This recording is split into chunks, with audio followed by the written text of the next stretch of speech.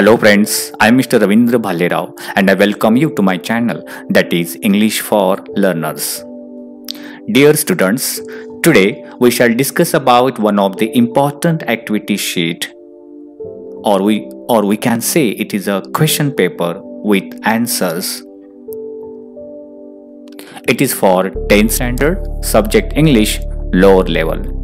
If you want to understand or know a detail about this activity sheet, you have to watch this video from start to end. अर्थात तुम्हाला जर ही activity sheet किंवा question paper व्यवस्थितपणे समजून घ्यायचा असेल तर हा व्हिडिओ तुम्ही स्टार्ट टू एंड काळजीपूर्वक पहा. But before watching this video, as usual I request you don't forget to subscribe my channel. Alright, चला तर आपण सुरुवात करूया या क्वेश्चन पेपर बद्दल चर्चा करायला. SSC board activity sheet with answers. Okay. Section 1. It is language study. अर्थात हा सेक्शन ग्रामरच्या रिलेटेड असतो for 10 marks. Question number 1. Do as directed any 4. सांगितल्याप्रमाणे कोणतेही 4 सोडवा, म्हणजे 4 बरोबर यायला पाहिजेत. First one, complete the words by using correct letters. दिलेले शब्द योग्य अक्षर म्हणजे अल्फाबेट्स यूज करून तो शब्द पूर्ण करा. 4 words are given. For example 1 SM-RT, second SH-KY, third NA-URE and fourth one FA-OUS. Its answers are given here. First one smart, second one shaky, SHAKY, third nature and fourth one famous. प्रत्येक word हा half marks साठी असतो. Total 2 marks are there. Next activity, put the words in alphabetical order. म्हणजे खाली तुम्हाला 2 ग्रुपमध्ये शब्द दिलेले आहेत, ते अल्फाबेटिकल ऑर्डरमध्ये म्हणजे ABCD क्रमाने तुम्हाला लिहायचे असतात, जे की तुम्ही आतापर्यंत प्रॅक्टिस केलेलीच आहे. त्याप्रमाणे फर्स्ट ग्रुपमध्ये वर्ड्स आपण बघू शकता, तो आहे increase, consistent, execution and successful. आणि सेकंड ग्रुपमध्ये वर्ड आहे सडन, स्प्लॅश, शॉक, स्टेअर. आता आपण आन्सर बघूया. ज्याप्रमाणे आपल्याला माहितीच आहे ही ॲक्टिव्हिटी आपण कशा प्रकारे सोडवतो.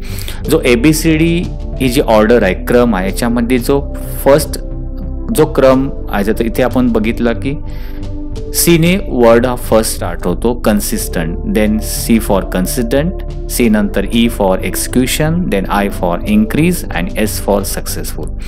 या अल्फाबेटिकल ऑर्डरमध्ये वर्ड्स कशा प्रकारे ठेवले जातात याच्याशी रिलेटेड मी एक छान व्हिडिओ बनवलेली आहे, ती तुम्ही बघू शकता. इन सेकंड ग्रुप जे फर्स्ट लेटर प्रत्येक वर्ड्स आहे तो सेम आहे, दॅट इज S, म्हणून आपण सेकंड लेटर बघणार. तर H आहे पहिल्या वर्डमध्ये, देन P आहे, T आहे आणि SU आहे. तर इथे H ने सुरुवात होणारा फर्स्ट वर्ड आहे shock, then P for SP for splash, then ST for stair and sudden. तर या प्रकारे ते आन्सर्स दिलेले आहेत. इथे आपण फक्त आन्सर्स बघत आहोत, क्वेश्चन अँड आन्सर. की ते कशा प्रकारे आलेत हे याच्याबद्दल डिटेलमध्ये आपण डिस्कस करीत नाहीयेत. Then third activity, punctuate the following. म्हणजे खालील 2 वाक्य दिलेले आहेत, त्यांच्यामध्ये विरामचिन्हांचा यूज करायचा आहे. Let's see the first sentence, don't raise such dust he called out to Nathu.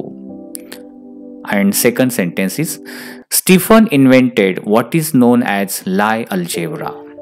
आता हे तुम्ही सेंटेन्स केअरफुली बघा आणि त्याच्यामध्ये आन्सर बघा की आन्सरमध्ये जे फर्स्टमध्ये की कशा प्रकारे कॅपिटल लेटरचा यूज केलेला आहे, जे बोललेलं वाक्य ते इन्व्हर्टेड कॉमामध्ये ठेवलेलं आहे आणि शेवटी ते अफर्मेटिव्ह सेंटेन्स असल्याकारणे कशा प्रकारे फुल स्टॉप दिलेला आहे ते काळजीपूर्वक बघितल्यानंतर तुम्ही चेंजेस इथे बघू शकता. डोंट रेज सच डस्ट हे बोललेलं वाक्य आहे म्हणून डबल इन्व्हर्टेड कॉमा, वाक्याची सुरुवात कॅपिटल लेटरनी, then comma, full stop. He called out to Nathu. Nathu जे वर्ड आहे तो नाउन आहे, नेम ऑफ द पर्सन म्हणून N capital.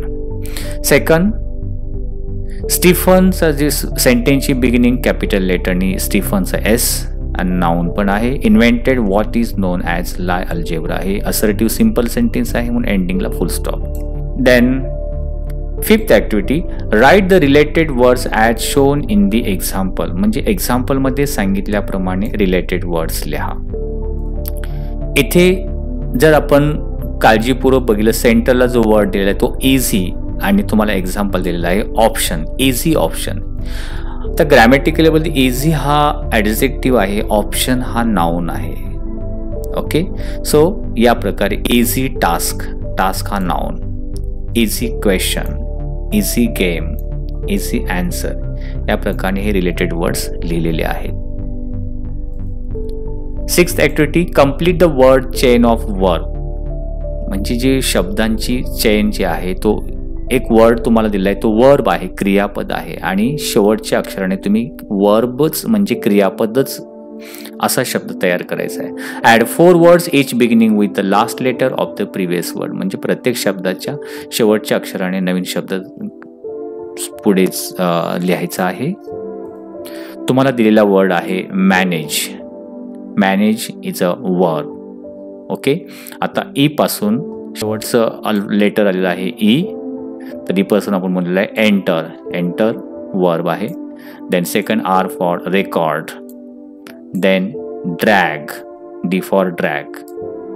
Great, great. Then question number 1B, 2 मार्क्ससाठी. Do as directed anyone.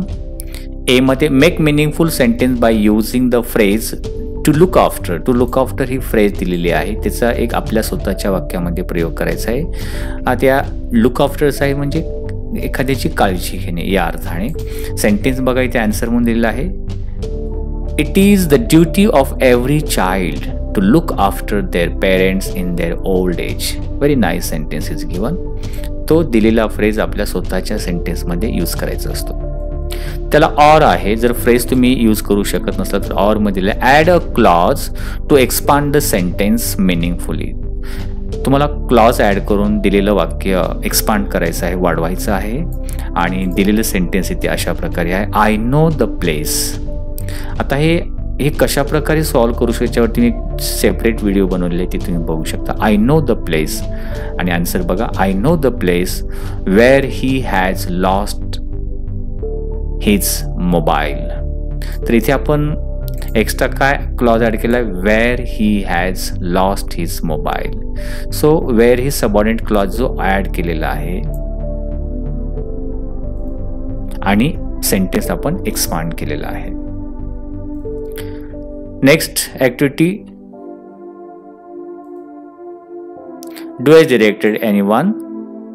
A, add a prefix or suffix to make new word. तुम्हाला 2 word दिलेले असतील. इथे काइंड आणि हेल्प दिलेला आहे. त्याला प्रिफिक्स म्हणजे शब्दाच्या अगोदर काही अक्षर आपण ॲड करून जॉईन करून नवीन वर्ड तयार करू शकतो आणि सफिक्स म्हणजे शब्दाच्या नंतर पुढे.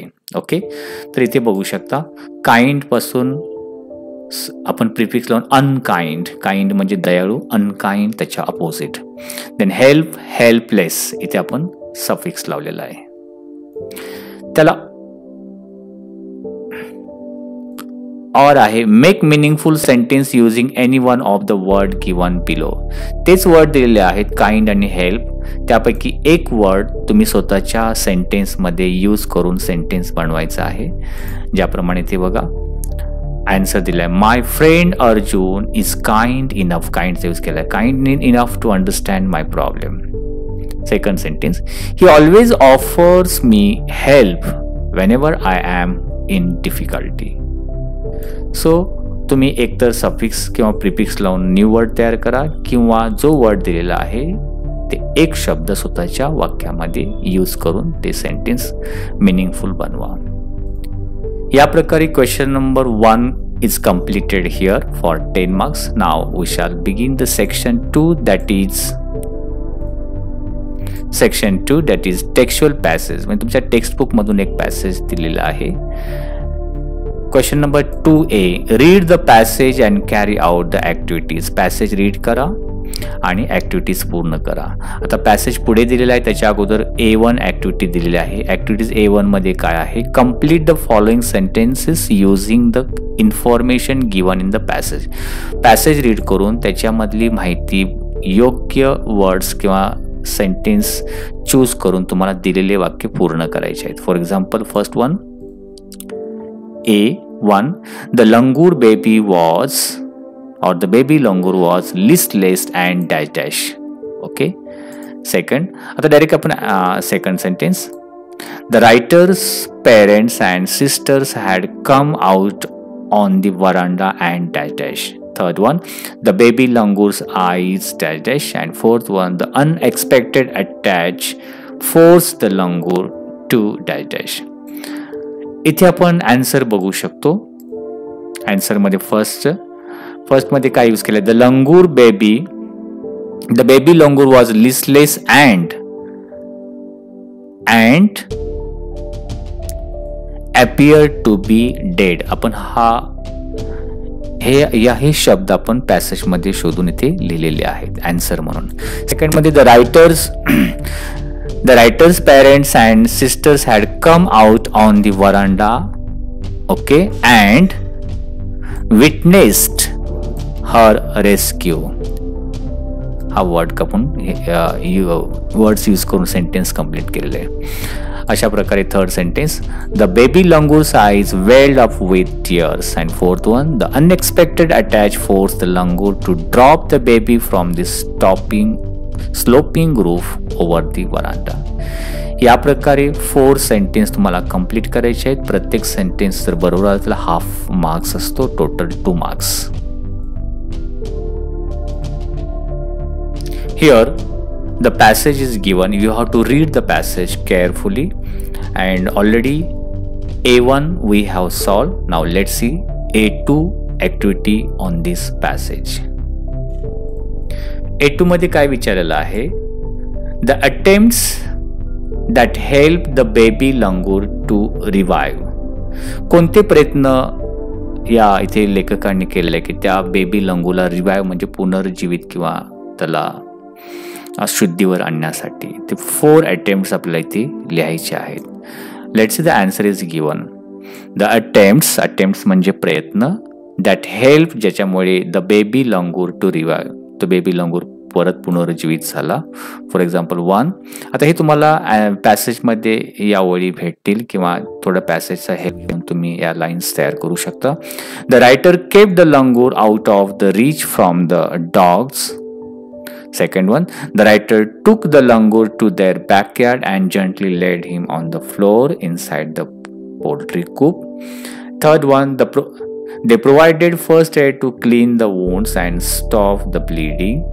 And fourth one, the writer offered him a peeled banana. म्हणजे त्या बेबी लंगूरला शुद्धीवर आणण्यासाठी त्यांनी काय काय प्रयत्न केले हे पॉइंट वाईज तुम्हाला इथे लिहायचे आहेत.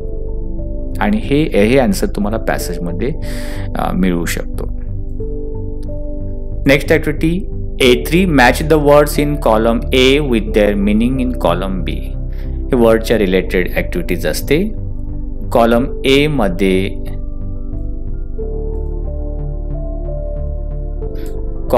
मध्ये वर्ड्स दिलेले आहेत. For example shaky, welled up, trauma and muffled.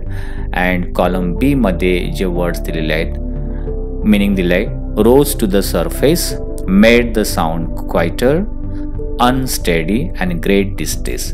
आता हे मॅच करायचे आहेत व्यवस्थित शब्दांचे व्यवस्थित मिनिंग तो B कॉलममध्ये शोधून लिहायचा. इथे आन्सर तुम्ही बघू शकता कॉलम A आणि कॉलम B चे.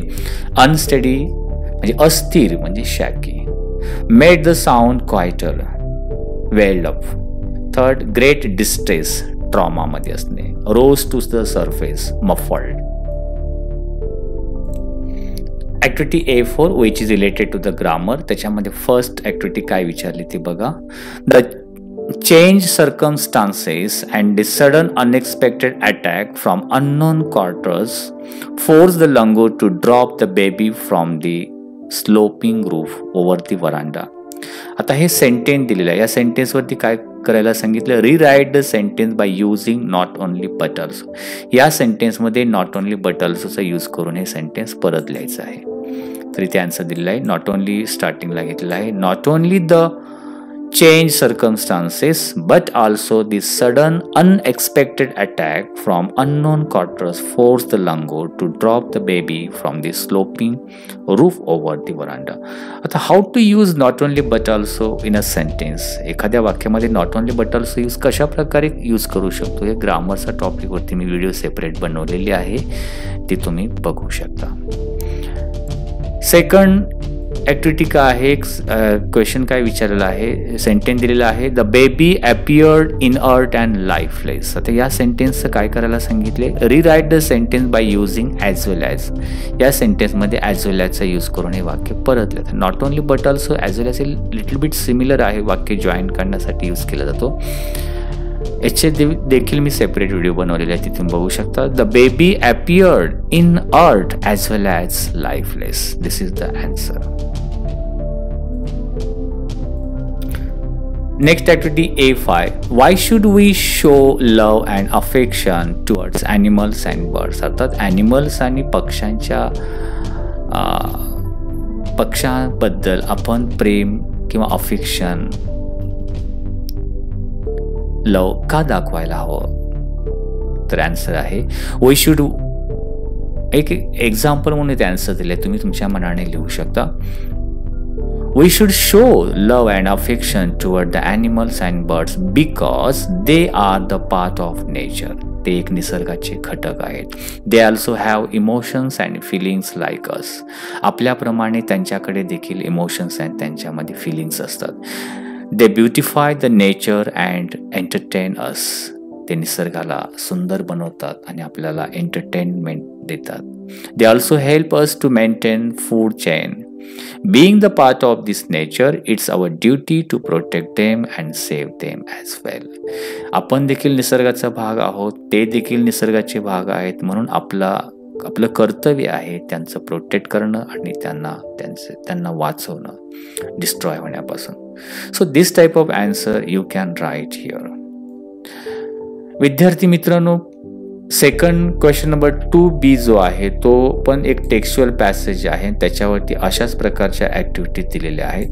आता वेळेअभावी प्रत्येक क्वेश्चन इथे डिस्कस करणं इम्पॉसिबल होणार आहे, कारण जर प्रत्येक क्वेश्चन वाईज गेलो तर हा व्हिडिओ खूप लेंदी होऊ शकतो, नियर अबाउट 1 आवर्सपर्यंत जाऊ शकतो. सो वेळेअभावी आपण इथे स्टॉप करतो, परंतु पुढचे क्वेश्चन मी जी क्वेश्चन पेपर आहे आणि त्याचे आन्सर स्क्रीनवरती तुम्हाला दिसेल. तुम्ही व्हिडिओ पॉज करून ते स्क्रीनवरती क्वेश्चन्स आणि आन्सर्स बघा, समजून घ्या आणि त्याची प्रॅक्टिस करा, कारण this is very important question paper which is given with answers. म्हणजे जो क्वेश्चन पेपर उत्तरासहित दिलेला आहे तो खूप महत्त्वपूर्ण आहे. त्यामुळे प्रत्येक क्वेश्चन स्क्रीनवरती बघा, तो पॉज करा आणि त्याची प्रॅक्टिस करा.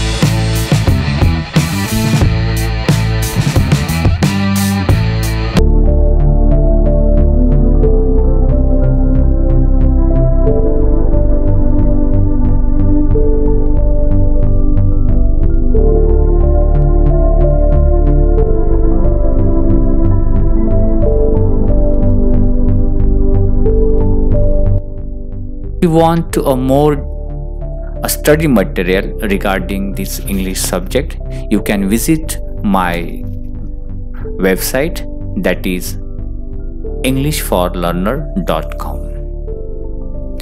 या क्वेश्चन पेपरची PDF पण या वेबसाईटवरती अवेलेबल आहे. तर विद्यार्थी मित्रांनो, हा व्हिडिओ तुम्हाला नक्कीच आवडला असेल तर शेअर करायला विसरू नका, शेअर आणि लाईक करायला विसरू नका.